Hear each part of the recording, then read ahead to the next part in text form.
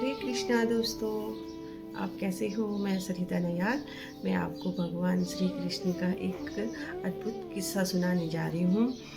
एक बार एक राजा थे जो भगवान श्री कृष्ण के अनन्य भक्त थे। वो रोज़मर्रा की ज़िंदगी में सुबह उठ के मंदिर जाते थे और मंदिर जाके भगवान की आराधना करना, भगवान को भोग लगाना और कुछ देर मंदिर की सीढ़ियों में बैठ जाना। ये सीढ़ियों में बैठने की परंपरा शुरू से ही चली आ रही है। तो आप भी जब भी मंदिर जाएं तो थोड़ा देर मंदिर आएँ, क्योंकि वहाँ की जो ऊर्जा होती है बड़ी ऊर्जावान होती है। आपके व्यक्तित्व पे निखार आ जाएगा। जैसा की तरह अब राजा सीढ़ियों में बैठा हुआ था, तो राजा ने देखा कि दो व्यक्ति और भी थे वहाँ पे। जो उसमें से एक व्यक्ति भगवान से बोल रहा है कि हे भगवान, मुझे इतना देना कि मैं किसी से मांगो ना।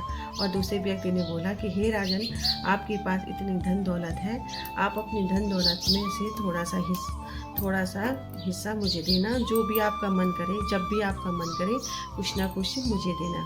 तो राजा बड़ा प्रसन्नित हो गया। राजा अपने राज दरबार में आ गया। राज दरबार में आके उन्होंने अपने प्रधान सेनापति को बुलाया। प्रधान सेनापति से बोला कि उनकी मंदिर में मुझे दो व्यक्ति मिले थे और वो ऐसे बोल रहे थे।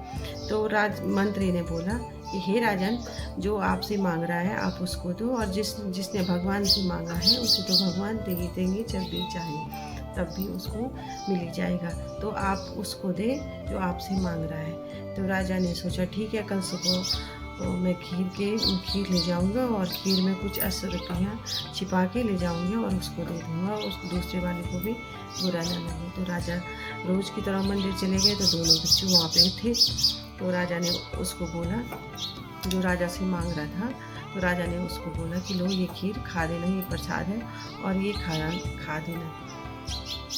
तो उसने खीर खाया। तो उसने खीर प्रसाद है तो खा ही देता हूँ प्रसाद।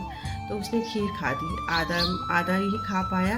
तो उसको दया आ गया, कोई बात नहीं, ये मेरा दोस्त है और थोड़ी सी खीर जो बची हुई है आधा मैंने खा दी है और आधा ये खा लेगा।